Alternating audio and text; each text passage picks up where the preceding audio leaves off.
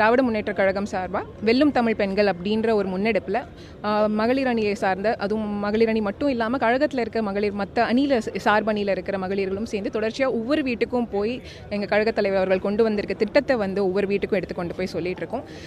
இன்றைக்கி நான் வந்து விருப்ப மனு வந்து இன்றைக்கி நான் சமர்ப்பிக்க வந்திருக்கேன்.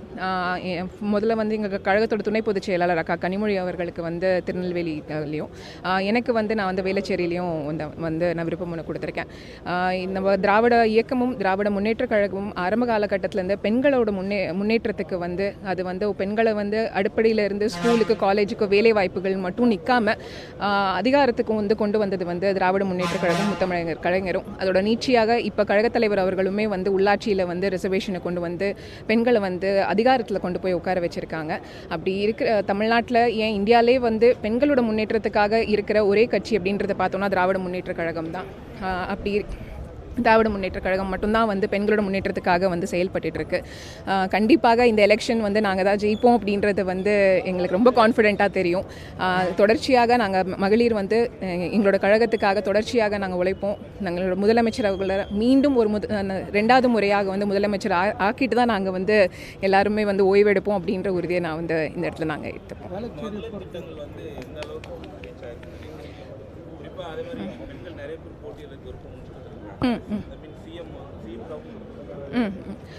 கண்டிப்பாக மகளிரோட திட்டம் வந்து ரொம்ப ஒவ்வொரு வீட்லேயும் இப்போ வந்து குறிப்பாக இப்போ வந்து வெல்லும் தமிழ் பெண்கள் வழியாக வந்து ஒவ்வொரு வீட்டுக்கும் போகிறப்ப முதலமைச்சர் அவர்களுக்கான வரவேற்பு அப்படின்றத நீங்கள் நேரில் போய் பார்த்தீங்கனாலே தெரியும். அவ்வளோ சந்தோஷமாக கண்டிப்பாக தலைவர் தான் வருவாங்க அப்படின்றது தான் எல்லா மகளிருமே சொல்கிறாங்க.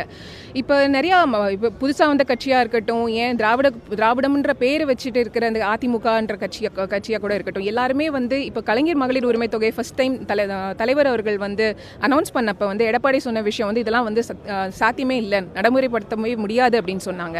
ஆனால் தமிழ்நாட்டோட பொருளாதாரத்தை வந்து ஸ்டேபிள் ஆக்கிட்டு மகளிருக்கு வந்து தொடர்ச்சியாக அந்த கலைஞர் மகளிர் உரிமை தொகையை கொடுத்துட்ருக்கோம். மற்ற மாநிலங்கள் மகாராஷ்டிராலெலாம் பார்த்தோம் அப்படின்னா பெண்களுக்கு வந்து ஃபஸ்ட்டு கொடுத்துட்டு அதுக்கப்புறம் கிட்டத்தட்ட 28 லட்சம் மகளிரை வந்து அந்த திட்டத்திலேருந்து நீக்குனாங்க. 8 லட்சம் மகளிருக்கு வந்து 1500 ரூபாயிலிருந்து 500 ரூபான்னு குறைச்சாங்க. ஆனால் நாங்கள் எங்கள் கழக தலைவர் வந்து தொடர்ச்சியாக பெண்களோட சுயமரியாதை ஒரு மாதம் கூட விட்டு போயிடக்கூடாது, யாரையும் அவங்க டிபெண்ட் பண்ணி இருந்துடக்கூடாதுன்றதுக்காக தொடர்ச்சியாக ஒவ்வொரு மாதமும் கொடுத்துட்ருக்காங்க.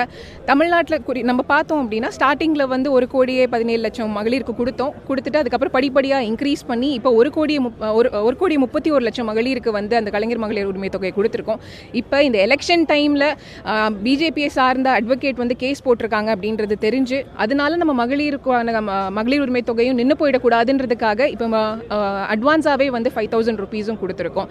இவங்க 100 நாள் வேலைவாய்ப்பு திட்டத்தில் கை வச்சு அதுக்கான நிதியை குறைச்சி அதுக்கான அதிகாரத்தையும் வந்து மாநிலத்திலிருந்து ஒன்றிய அரசுக்கு வந்து மாற்றி அந்த மாதிரியான பிரச்சனைகள்லாம் போயிட்டு இருக்க சூழ்நிலை அதிமுகவும் அதுக்கு வந்து போய் நாடாளுமன்றத்துலையும் சரி இங்கேயுமே வந்து அதை எதிர்த்து எதுவும் பேசல. நாடாளுமன்றத்தில் அதுக்கு வந்து ஒப்புதலும் கொடுத்துட்டு வந்திருக்காங்க.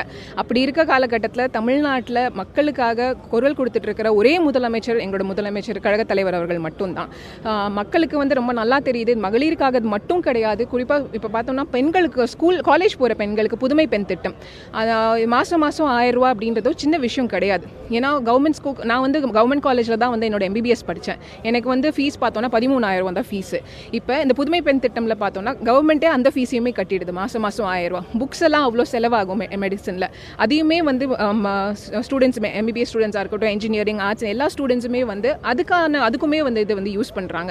இது வந்து ஆக்சுவலாக பயனாளிகள் வந்து இது இன்னும் ரொம்ப அழகாக எடுத்து சொல்கிறாங்க. இப்போ நான் முதல்வன் திட்டமாக இருக்கட்டும், தமிழ் புதல்வன் திட்டமாக இருக்கட்டும், அதில் வந்து ஒரு பையன்லாம் சொல்கிறான், உங்களுக்கு வந்து 1000 ரூபான்றது சாதாரண விஷயமா தெரியும், ஆனால் 10 நாளைக்கு அது வந்து எனக்கு வந்து சாப்பாடு, எனக்கு வந்து கஷ்டமாக இருக்குது இந்த காலகட்டத்தில், எனக்கு வந்து அந்த மெசேஜ் வந்து பார்த்தோன்னே எனக்கு அவ்வளோ சந்தோஷமாக இருந்துச்சு. ஒரு தந்தை ஸ்தானத்துலேருந்து முதலமைச்சர் அவர்கள் கொடுக்குறப்ப அது என்னோட வந்து சுயமரியாதையும் சரி என்னோட வாழ்வாதாரத்தையும் அது உறுதி செய்து அப்படின்னு அந்த பயனாளிகளே பேசுகிறாங்க. ரொம்ப முக்கியமான விஷயம் என்னென்னு பார்த்தோம்னா இந்த காலேஜ் போனதுக்கப்புறம் இந்த பொருளாதார சுமையினால் நிறையா பேர் வந்து ட்ராப் அவுட் ஆகிடுவாங்க. அந்த இடைநீற்றலுமே வந்து இப்போ புதுமை பெண் திட்டத்துக்கு அப்புறம் ஜாயினிங்ஸ், அதாவது பெண் மாணவர்கள் வந்து காலேஜில் போய் ஜாயின் பண்ணுறாங்க இல்லையா, அந்த சேர்க்கையுமே கிட்டத்தட்ட 35% இன்க்ரீஸ் ஆயிருக்கு. நான் முதல்வன் திட்டத்தில் பார்த்தோம் அப்படின்னா நிறையா இப்போ வந்து நம்மளோட யூபிஎஸ்சி எக்ஸாம்ஸில் வந்து எழுதி நம்ம தமிழ்நாட்டில் சேர்ந்த மாணவர்கள் போய் அந்த எக்ஸாமை கிளியர் பண்ணி ஃபைனல்ஸில் கிளியர் பண்ணி இன்டர்வியூவில் கிளியர் பண்ணுறது அப்படின்ற சதவீதம் ரொம்ப கம்மியாக இருந்துச்சு.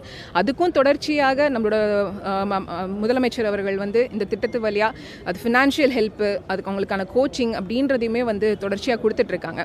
இந்த யூபிஎஸ்சி அப்படின்றது ஒரு ரொம்ப ப்ரிவிலேஜ்டான சொசைட்டி மட்டும்தான் அதை வந்து ஃபாலோ பண்ணுற ஒரு அதை வந்து போய் அதுக்காக வருஷ கணக்காக படித்து அதை எக்ஸாம்ஸ் எழுதி பண்ணுற மாதிரி இருந்துச்சு. இப்போ அந்த பொருளாதார சுமையுமே குறைக்கிறதுக்காக வந்து நம்ம முதலமைச்சர் அவர்கள் வந்து அவங்களுக்கான இன்சென்டிவ்ஸ்லாம் கொடுத்துட்ருக்காங்க. அப்போ சமூகத்தில் ஒவ்வொரு தனி நபரோட முன்னேற்றத்துக்காக திட்டங்களை தீட்டி கொண்டு வந்து தலைவர் கொண்டு வர்றப்ப அதோட பயனாளிகளுக்கும் தமிழ்நாட்டு மக்களுக்கும் தெரியும் தமிழ்நாட்டில் இப்போ டெவலப்மெண்ட் பாலிடிக்ஸ் தான் நடந்துட்டுருக்கு அப்படின்றது.